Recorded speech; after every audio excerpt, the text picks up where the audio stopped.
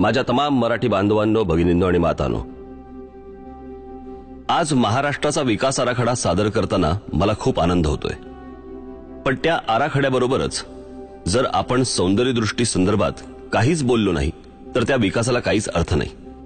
आणि विकास घडवायचा असेल तर दूरदृष्टी हवी, आणि दूरदृष्टीला जर रचनेची आणि सौंदर्याची जोड असेल तरच तो विकास चिरंतन टिकेल।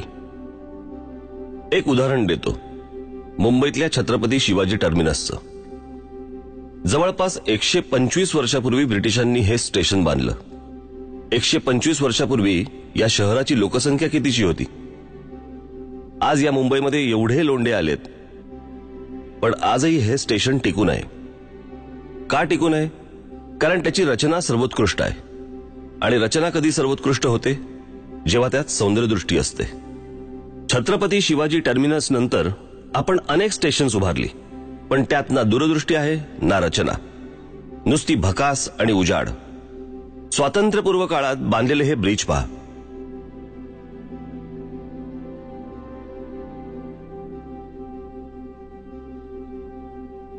आणि आपण बांधलेले हे ब्रिज पहा। मूलभूत गरजा सोडवण्याबरोबरच पायाभूत सुविधांमध्ये सौंदर्यदृष्टी नसेल तर काय उपयोग? म्हणून आमचा हा छोटासा प्रयत्न, जो राज्य सरकारसाठी, महानगरपालिकांसाठी, जिल्हा परिषदांसाठी, ग्रामपंचायतींसाठी आणि आपल्या सर्वांसाठी महत्वाचं ठरेल। एक पटकन डोळ्यासमोर परदेशातलं उदाहरण येते। याचा अर्थ असा नाही की परदेशातलंच काय ते चांगलं आणि आपल्याकडचंच काय ते वाईट। माझं म्हणणं एवढंच आहे की जे चांगलं आहे ते स्वीकारायला काय हरकत आहे। एक उत्कृष्ट केस स्टडी आहे न्यूयॉर्क मधल्या सेंट्रल पार्कची। न्यूयॉर्कच्या मॅनहॅटनला शहराच्या अगदी मध्यात ते पार्क आहे। ते सुरू झालं 1857 साली, जेव्हा आपण स्वातंत्र्याची पहिली लढाई लढत होतो। हे पार्क 778 एकरात पसरलंय।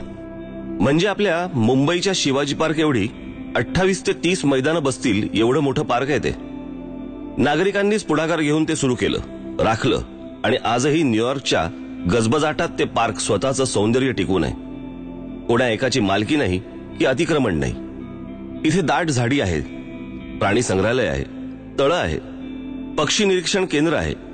मुख्य म्हणजे या वर्दळीच्या भागात लोकांना हवी असलेली एक शांतता आहे। आणि या एवढ्या मोठ्या पार्कचं व्यवस्थापन कुठचीही सरकारी यंत्रणा करत नाही, तर सेंट्रल पार्क कन्झर्वन्सी नावाची संस्था करते। हे का होत असेल?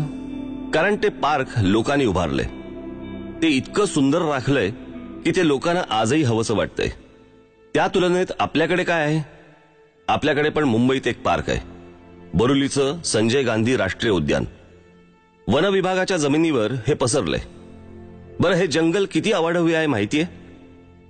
पवईला सुरू होतं ते थेट संपतं घोडबंदरला।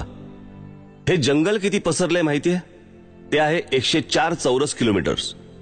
मी तुम्हाला सेंट्रल पार्क मध्ये किती शिवाजी पार्क मैदानं बसतील हे सांगितलं। आता आपल्या मुंबईतलं जंगल किती आहे माहितीये? 30 सेंट्रल पार्क बसतील एवढ्या अवाढव्य जागेवर हे पसरलंय। बरं, न्यूयॉर्कला असं पार्क उभारावं लागलं, तर आपल्याकडे निसर्गानेच आपल्या पदरात दान टाकलंय। पण आपण या पार्कची काय अवस्था करून ठेवली आहे माहितीये? भीषण अवस्था आहे। पार्कला चारी बाजूनी वाळवी लागल्यासारख्या इमारती आहेत। बिल्डर मंडळी वाटेल तसं जंगल ओरबाडतायत। जंगल आक्रस्तय, तिथले प्राणी शहरात आसरा शोधतायत। बिबळ्या घरात शिरला असं आपण ओरडत सुटतो, पण अहो, तो आपल्या घरात नाही आलाय, आपण त्याच्या घरात शिरलोय। पर्यावरण रक्षणाच्या नावाखाली कुठच्याही परवानग्या अडवून ठेवणारं वन खातं इथे मात्र डोळे मिटून बसलंय। अक्षरशः या जागेवर बलात्कार होतोय। वन विभागाच्या अशा अनेक जमिनी सरकारी आशीर्वादाने कशा ओरबाडल्या जात आहेत हे मी तुम्हाला दाखवतो।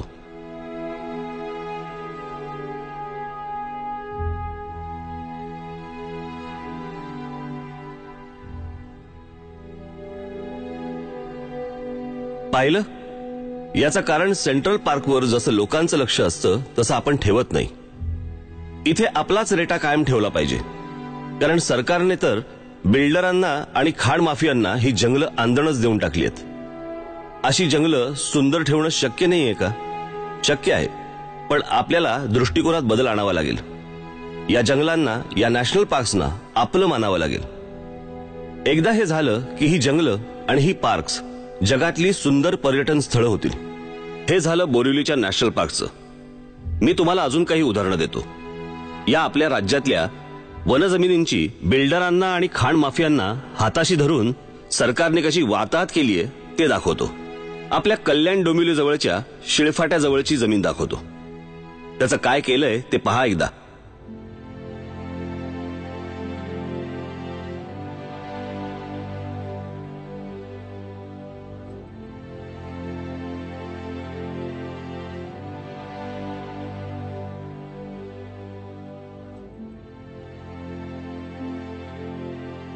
आता हे नवी मुंबईतले वन विभागाचे डोंगर.